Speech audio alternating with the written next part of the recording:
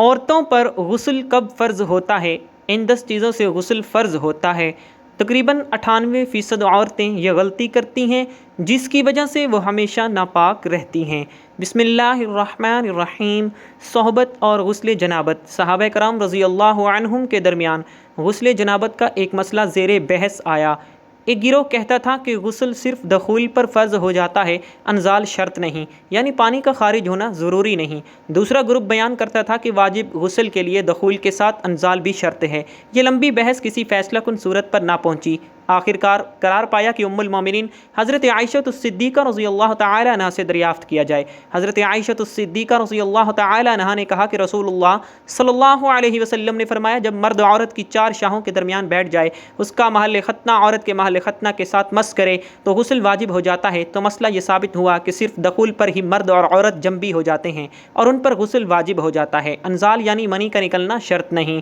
جنابت کے احکام۔ واجب غسل کی حالت کو حالت جنابت کہتے ہیں۔ وجوب غسل یعنی جب غسل واجب ہو جاتا ہے تو اس حالت کو جنابت کہتے ہیں۔ جنابت کا لفظ جنب سے نکلا ہے، جنب پہلو کو کہتے ہیں۔ مدرجہ ذیل 4 حالتوں میں مسلمان مرد اور عورت پر غسل کرنا فرض ہو جاتا ہے۔ نمبر 1، جوش کے ساتھ منی خارج ہونے کے بعد اس میں احتلام بھی داخل ہے، یعنی یا کوئی ایسا خواب آئے یا ایسے بھی۔ نمبر 2، صحبت کے بعد یعنی سیکشل انٹرکورس کے بعد۔ نمبر 3، حیض کے بعد۔ نمبر 4، نفاس کے بعد یعنی بچے کی پیدائش کے بعد۔ اس میں یاد رکھیں کہ بہت سے لوگ پوچھتے ہیں کہ اگر خواتین انٹرنل چیک کر آتی ہیں تو کیا اس سے غسل واجب ہوتا؟ تو جان لیں اس سے کوئی غسل واجب نہیں ہوتا جب تک ان 4 چیزوں میں سے کوئی چیز وجود میں نہ ہو۔ صرف منی خارج ہونے سے بات نہیں بلکہ جوش کے ساتھ منی خارج ہونے کے بعد غسل واجب ہوتا ہے۔ رسول اللہ صلی اللہ علیہ وسلم نے فرمایا، جب تم عورت کی 4 شاہوں کے درمیان بیٹھ کر صحبت کرو تو تم پر غسل واجب ہو گیا اگرچہ منی نہ نکلے۔ آپ نے غور کیا ہوگا کہ طہارت کے مسائل بہت تفصیل کے ساتھ، بہت سے موضوعات ایسے ہیں کہ جو انسان کی ظاہری زندگی نہیں بلکہ اس کی نجی اور ذاتی زندگی سے متعلق بھی ہیں، لیکن اس طرح پبلکلی ان کو یہ پڑھانا سکھانا یہ بھی ایک ضرورت ہے، کیونکہ آپ صلی اللہ علیہ وسلم نے انصار کی خواتین کی تعریف کی کہ انصار کی خواتین کتنی اچھی ہیں جنہیں حیاء دین کا علم حاصل کرنے سے نہیں روتا۔ تو سوال یہ پیدا ہوتا ہے کہ آخر اتنی تفصیلات کیوں، اور بعض لوگ اس کو ناپسندیدہ قرار دیتے ہیں۔ تو ایسا کرنا ناسمجھی کی علامت ہے۔ ہم دیکھتے ہیں کہ انسان اگر اللہ کے بتائے ہوئے طریقے کے مطابق زندگی بسر کرتا ہے تو اس میں خیر ہی خیر ہے، اور وہ خیر صرف اس کی اپنی ذات تک نہیں رہتی، بعض اوقات دوسروں کی بھلائی کا ذریعہ بھی بن جاتی ہے۔ عورت کو بھی احتلام ہوتا ہے۔ ام المومنین حضرت سلمہ رضی اللہ تعالی عنہا روایت کرتی ہیں کہ حضرت ام سلیم رضی اللہ تعالی عنہا نے رسول اللہ صلی اللہ علیہ وسلم سے کہا، اے اللہ کے رسول صلی اللہ علیہ وسلم، یقیناً اللہ حق سے نہیں شرماتا، یعنی حق بات اور ایک اہم بات کو واضح کرنا ضروری ہوتا ہے، اور اس معاملے میں شرم سے کام نہیں لینا چاہیے۔ کہیں ایسا نہ ہو کہ انسان انجانے میں غلط کام کرتا رہے۔ تو یہ کہہ کر انہوں نے مسئلہ پوچھا کہ کیا عورت پر غسل واجب ہے، جبکہ اس کو احتلام؟ آپ صلی اللہ علیہ وسلم نے فرمایا، ہاں، لیکن جب پانی کا نشان دیکھے یعنی منی دیکھے تو اس پر حضرت ام سلمہ رضی اللہ تعالی عنہا نے شرم سے منہ چھپا لیا اور عرض کیا، اے اللہ کے رسول صلی اللہ علیہ وسلم، کیا عورت کو بھی احتلام ہوتا ہے؟ تو آپ صلی اللہ علیہ وسلم نے فرمایا، ہاں ہوتا ہے، تیرا داہنا ہاتھ خاک آلود ہو، یعنی یہ ایک پیار کی ڈانٹ تھی، اور اس میں ہو سکتا کہ مزاج کا فرق ہو، بعض خواتین کے ساتھ ایسا نہ ہو اور بعض کے ساتھ ایسا ہو، لیکن اس میں جو اصل چیز ہے وہ ہے جوش کے ساتھ پانی خارج ہونا۔ اس میں کہیں ایسا نہ ہو کہ لیکوریا وغیرہ کے ساتھ اس کو جوڑ دیا جائے، یعنی دونوں چیزوں میں فرق ہے، اور احتلام سوتے وقت ہوتا ہے، اور اگر سو کر اٹھنے پر انسان اپنے کپڑوں پر زیادہ ڈسچارج دیکھے، خواب یا پھر کوئی فیلنگز یاد نہ بھی ہو تو بھی غسل کرنا ضروری ہے۔ معلوم ہوا کہ عورت یا مرد نیند سے اٹھ کر اگر طری یعنی نشان منی دیکھیں تو یہ احتلام کی علامت ہے، لہٰذا ان پر غسل کرنا فرض ہو جاتا ہے، اور اگر احتلام کی کیفیت انہیں یاد ہو لیکن نشان نہ پائیں، یعنی خواب یاد ہے لیکن سامنے کوئی علامت نہیں، تو غسل فرض نہیں ہوگا۔ ایسی صورت میں شک کی ضرورت نہیں ہے کہ نہیں بھائی میں نے خواب دیکھا اور مجھے خواب بالکل صحیح سے یاد ہے تو مجھے نہانا چاہیے، نہیں، محض خواب پر نہیں نہایا جائے گا جب تک کہ کوئی فزیکلی کوئی ایسی چیز سامنے دیکھی نہ جائے۔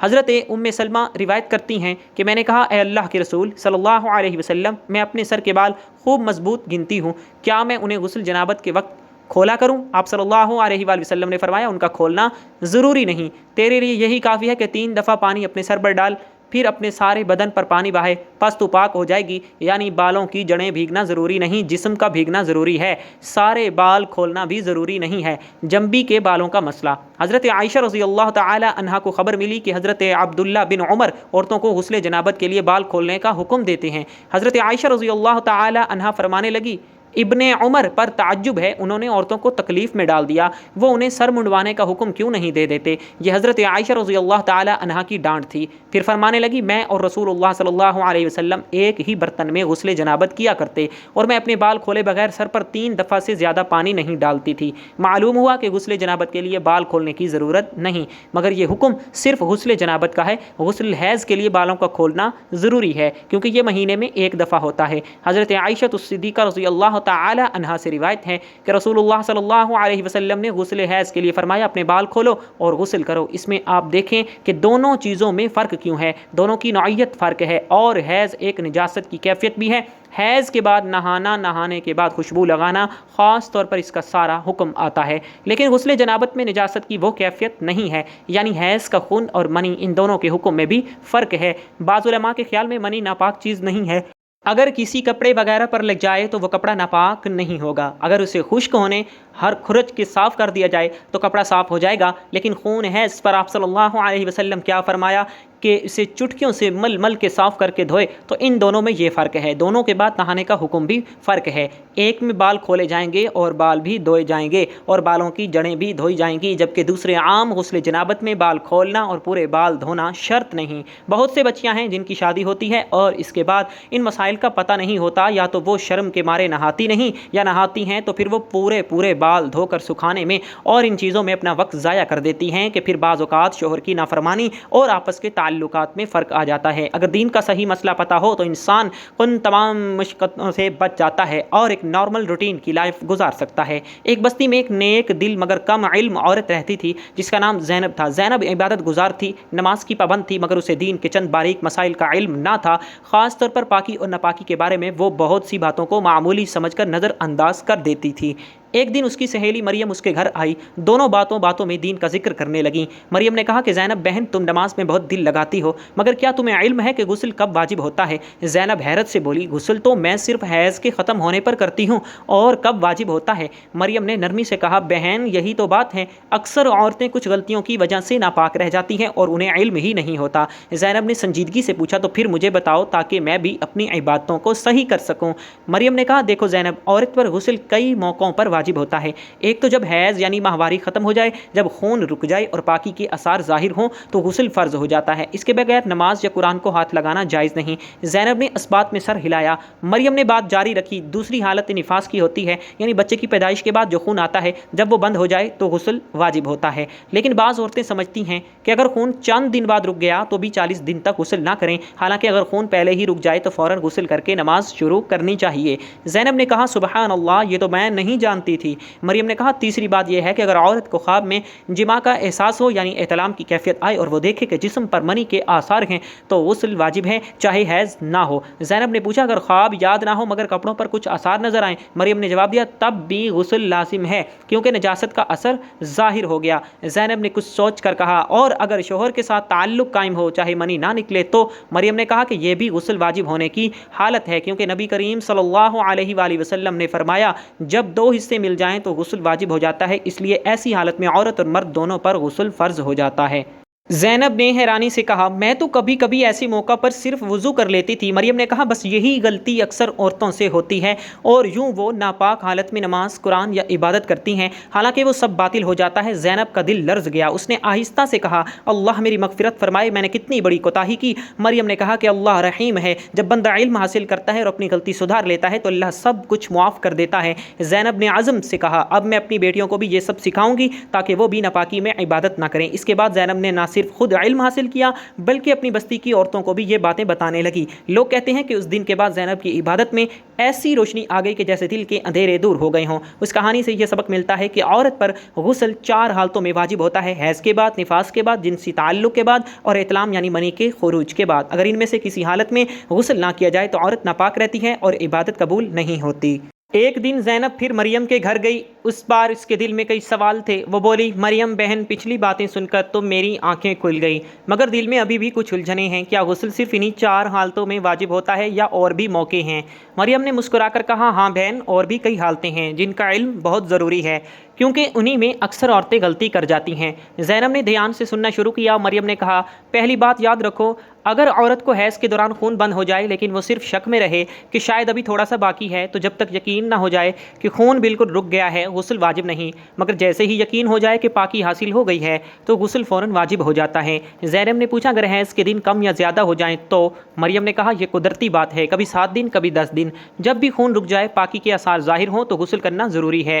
پھر مریم نے کہا، دوسری حالت یہ ہے کہ اگر عورت کو بغیر جماع کے صرف شہوت سے منی خارج ہو جائے، جیسے کسی خیال، لمس یا کسی کیفیت کے باعث، تو اس پر بھی غسل واجب ہوتا ہے۔ بعض عورتیں سمجھتی ہیں کہ جب تک شوہر کے ساتھ تعلق نہ ہو غسل ضروری نہیں، مگر یہ غلط ہے۔ اگر شہوت کے ساتھ رطوبت نکلے اور سکون محسوس ہو تو غسل فرض ہے۔ زینب نے کہا، اور اگر تھوڑی سی رطوبت نکلے مگر سکون نہ آئے؟ مریم نے کہا، تب غسل واجب نہیں، صرف وضو ٹوٹتا ہے۔ پھر مریم نے تھوڑا جھک کر کہا، تیسری بات بہت ہی نازک ہے، اگر عورت کا بچہ مردہ بھی پیدا ہو یا صرف ایک حصہ ظاہر ہو کر رک جائے، تب بھی جب خون آنا بند ہو جائے تو غسل واجب ہوتا ہے، کیونکہ یہ بھی نفاس ہی کے حکم میں ہے۔ زینب نے بھری یہ بات تو بہت کم عورتیں جانتی ہیں۔ مریم نے بات جاری رکھی، چوتھی حالت یہ ہے کہ اگر کوئی عورت کافر تھی پھر اسلام قبول کر لے تو اس پر بھی غسل واجب ہوتا ہے، کیونکہ ایمان میں داخل ہوتے وقت طہارت شرط ہے۔ زینب کی آنکھیں کھل گئیں، یعنی ایمان کے بعد جسمانی پاکی بھی ضروری ہے۔ مریم نے کہا، بالکل۔ پانچویں حالت یہ ہے کہ اگر عورت نے کسی مرد کو چھوا یا کسی خیال سے جسم میں ایسی کیفیت پیدا ہوئی کہ منی خارج ہو گئی تو بھی غسل واجب ہے۔ پھر مریم نے کہا، چھٹی حالت یہ ہے کہ اگر عورت کسی وجہ سے بے ہوش ہو گئی یا خواب میں منی نکل گئی اور بیدار ہونے پر اثرات ظاہر ہوں تو بھی غسل لازم ہے۔ زینب نے حیرت سے کہا، یہ تو بڑی باریک باتیں ہیں۔ مریم نے کہا، ہاں بہن، اس لیے علم فرض کیا گیا ہے تاکہ عبادت درست ہو۔ زینب نے کچھ دیر سوچا پھر بولی، کیا غسل کے علاوہ کچھ اور احتیاطیں بھی ضروری ہیں؟ مریم نے کہا، ہاں، غسل سے پہلے نیت کرنا، پورے بدن پر پانی بہانا، بالوں کی جڑوں تک پانی پہنچانا، ناخنوں کے نیچے، کان کے پیچھے اور بدن کے ہر حصے کو دھونا ضروری ہے۔ اگر ذرا سا حصہ بھی خشک رہ جائے تو غسل مکمل نہیں ہوتا۔ زینب نے سر ہلایا، یعنی اگر غسل صحیح نہ ہو تو نماز اور روزہ سب متاثر ہو جاتے ہیں۔ مریم نے کہا، بالکل۔ آخر میں مریم نے کہا، ایک اور بات یاد رکھو، حیض یا نفاس کے بعد اگر کسی عورت کو پاکی کے نشان جیسے سفید رطوبت یا خشکی نظر آ جائے تو وہی پاکی کی علامت ہے۔ اس کے بعد غسل کیے بغیر نماز یا قرآن پڑھنا جائز نہیں۔ زینب نے آہستہ سے کہا، اللہ کا شکر ہے کہ مجھے آج یہ سب علم ہو گیا، ورنہ میں ساری عمر ناپاک رہتی۔ اس دن کے بعد زینب نے اپنی بستی میں عورتوں کو جمع کر کے طہارت کے احکام سکھانا شروع کر دیے۔ ہر جمعرات کو وہ مریم کے ساتھ بیٹھتی، قرآن و سنت کے مطابق عورتوں کو پاکی کے مسائل بھی سمجھاتی۔ یوں زینب کی بستی کی عورتیں بھی پاکی کے معنی سیکھ گئیں اور اب وہاں کی نمازیں اور عبادتیں روشنی سے بھر گئیں۔ یہ کہانی ہمیں یہ سکھاتی ہے کہ عورت پر غسل ان صورتوں میں واجب ہوتا ہے: نمبر 1 حیض ماہواری ختم ہونے پر، نمبر 2 نفاس بچے کی پیدائش کے بعد خون بند ہونے پر، نمبر 3 جماع یا شوہر کے تعلق کے بعد، نمبر 4 منی کے خروج پر خواہ خواب میں ہو یا پھر بیداری میں، نمبر 5 کفر سے اسلام قبول کرنے پر، نمبر 6 احتلام یا شہوت کے ساتھ رطوبت کے نکلنے پر، نمبر 7 اگر مردہ بچہ پیدا ہو یا نفاس کا خون بند ہو جائے۔ اور یاد رکھو، عبادت کی بنیاد طہارت پر ہے۔ جو پاک رہنے کا علم رکھتا ہے وہی اللہ کے قریب رہتا ہے۔ علم حاصل کرنا عبادت ہے، اور زینب کی طرح جو علم سے روشنی حاصل کرے وہی حقیقی پاکیزگی ہوتی ہے۔ اللہ تعالی ہمیں دین کی مکمل سمجھ نصیب فرمائے اور ہمارا خاتمہ ایمان پر فرمائے، آمین۔ ناظرین، کمنٹ باکس میں اللہ تعالیٰ کے 99 ناموں میں سے ایک نام ضرور ٹائپ کیجیے گا۔ والسلام۔